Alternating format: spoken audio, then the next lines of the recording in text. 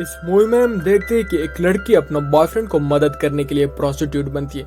इस मूवी का नाम है पैप्रिका।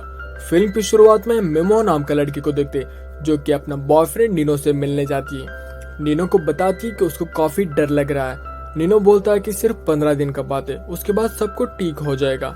मिमो एक प्रोस्टिट्यूट बनने आ रही थी क्योंकि उसका बॉयफ्रेंड नीनो को पैसों की जरूरत रहता है। मिमो प्रोस्टिट्यूशन में जाती है, उसे वहाँ मैनेजर मिलती है, उसका नाम मैडम होता है। मिमो को बॉडी को काफी तारीफ करती है और उसे रूम दिखाती है।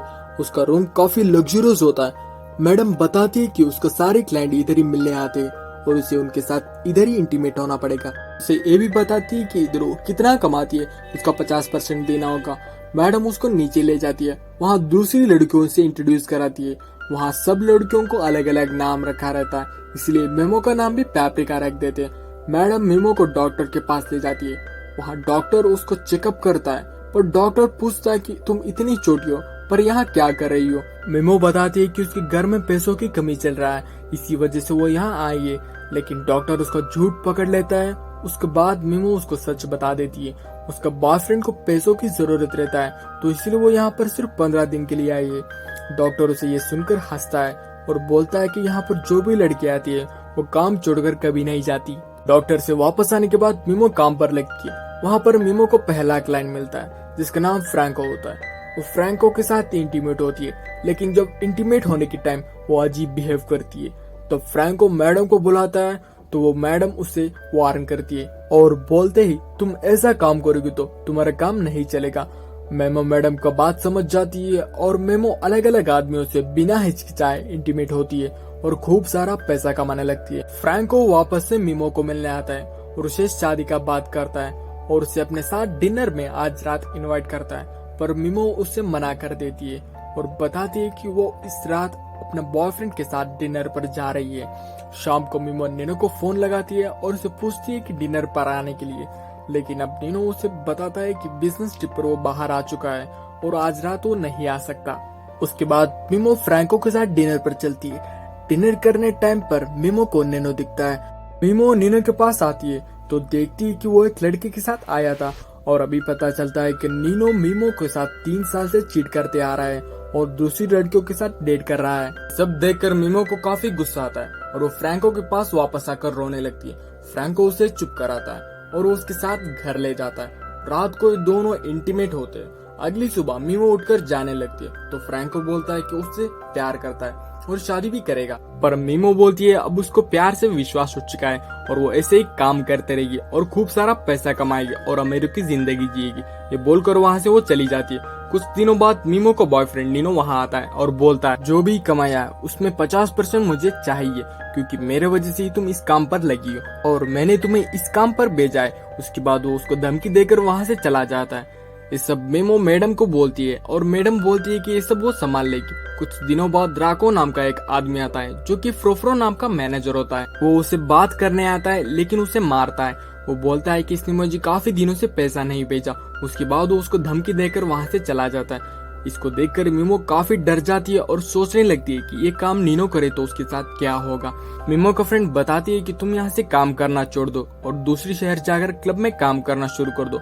मीमो उसकी बात मान लेती है और दूसरी शहर जाने के लिए ट्रेन में चढ़ जाती है। ट्रेन में उसे राको मिलता है और वो उसे मीमो को पहचान लेता है। वो पूछता है कि तुम इधर क्या कर रही हो। मीमो बोलती है कि वो दूसरी शहर जा रही है। ये सुनकर राको मीमो को जबरदस्ती पकड़ लेता है और उसके साथ ट्रेन में ही इंटीमेट होता है। उसके बाद राको उसे घर पर लेके आता है और वो दोनों पूरी रात इंटीमेट होते हैं।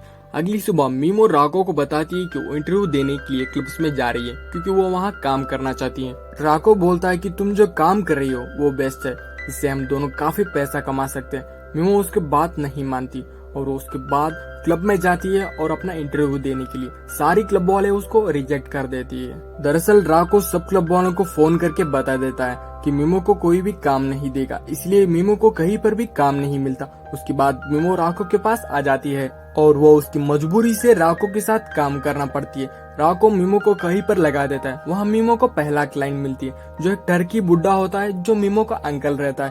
वो मीमो को बताती है कि वो उसका अंकल है और वो सब जो काम कर रही है उसके बारे में वो फैमिली को जाकर बता देगा।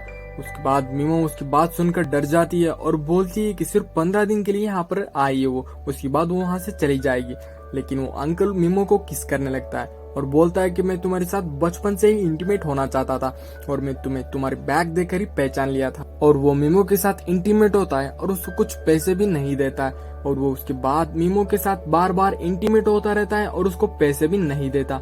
वैसे ही मीमो काफी परेशान हो रही रहती है। मीमो ये सब बात राको को बताती है और बोलती है कि इस बार कलेक्शन काफी कम हुआ है क्योंकि उसका बुढ़ा अंकल उसके साथ फ्री में इंटीमेट होता है। कुछ दिनों बाद वो बुढ़ा आदमी अंकल मीमो के साथ फ्री में इंटीमेट होने के लिए आता है, पर इस बार मीमो के साथ राको भी वहाँ पर रहता है जो अंकल को जान से मारने की धमकी देता है। ये सब सुनकर बुढ़ा अंकल काफी डर जाता है और वहाँ से भाग जाता है। उसके बाद राको मीमो और उसके फ्रेंड को अमीर क्लाइंट्स ढूंढने लगता है। मीमो और उसके फ्रेंड घर पर जाते हैं। डिनर करने के बाद पहले उनको ड्रग्स देते हैं। दोनों ड्रग्स लेकर पागल हो जाते हैं। अमीर आदमी मीमो को उठाकर ले जाता है और उसके साथ इंटीमेट होता है। उसके बाद वो घर पर आती है। मीमो का फ्रेंड काफी अजीब लगती है और तबीयत खराब होकर मर जाती है। इसको देख मीमो काफी डर जाती है और राको के पास आकर कहने लगती है कि अब यहाँ पर वो काम नहीं कर सकती क्योंकि उसका जान की ज्यादा चिंता है। मीमो ये नहीं चाहती कि जो उसके फ्रेंड के साथ हुआ वो चीज उसके साथ हो। राको बोलता है कि हम दोनों मिलकर काफी पैसा कमा रहे हैं, अगर तुम यहाँ से छोड़कर चली गए तो हम पैसा नहीं कमा पाएंगे। मीमो अपनी जिद पर अड़ जाती है और राको को भी गुस्सा आने लगता है और राको मीमो को जान से मारने की धमकी देता है। मीमो वहाँ से भागकर अपने मैनेजर के पास आती है और उसे सब बात बोलती है। कुछ दिनों के बाद मीमो पार्टी में जाती है पर उसे फ्रैंको मिलता है। वो फ्रैंको को देखकर काफी खुश होती है और उसके साथ इंटीमेट भी होती है। फ्रैंको मीमो को बताता है कि मीमो को काफी पसंद करता है और उसके साथ शादी करना चाहता है। अब मीमो भी फ्रैंको को पसंद करने लगती है और उसे शादी के लिए हाँ बोल देती है। फिर फ्रैंको मीमो को बोलता है कि अब वो एक कैप्टन बन चुका है, जब वो उसकी ओन शिप खरीदेगा तब उसको शादी कर कर यहाँ से ले जाएगा। कुछ दिनों बाद हम देखते हैं कि जिस शहर पर मीमो काम कर रही थी वहाँ पर प्रोस्टिट्यूशन को गवर्नमेंट ने बैन कर दिया है। अब मीमो काम करने के लिए दूसरी शहर चली जाती है। वहाँ वो दूसरी मैनेजर से मिलती है और उसके साथ काम करने शुरू हो जाती है। कुछ दिनों के बाद हम देखते हैं कि एक करोड़पति बुढ़ा आदमी, उसका नाम जैन होता है, जो मीमो का क्लब में आता है क्योंकि उसका बेटा 18 साल का हो चुका था तो उसको मस्ती कराने के लिए एक लड़की की जरूरत होता है।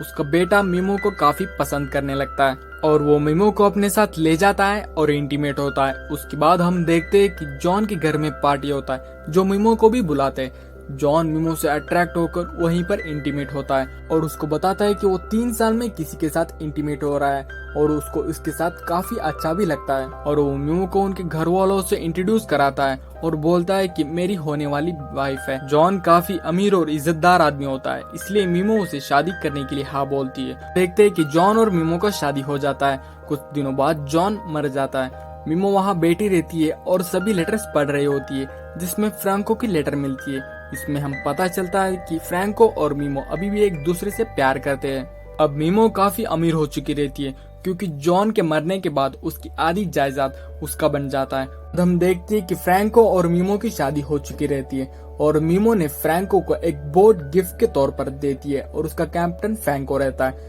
अब मीमो का प्यार और पैसा दोनों मिलता है और वो अपनी लाइफ खुशी से जी रही होती है। इसी के साथ फिल्म का एंडिंग होता है। तो दोस्तों, मूवी अच्छा लगा तो लाइक करो, शेयर करो और सब्सक्राइब करो।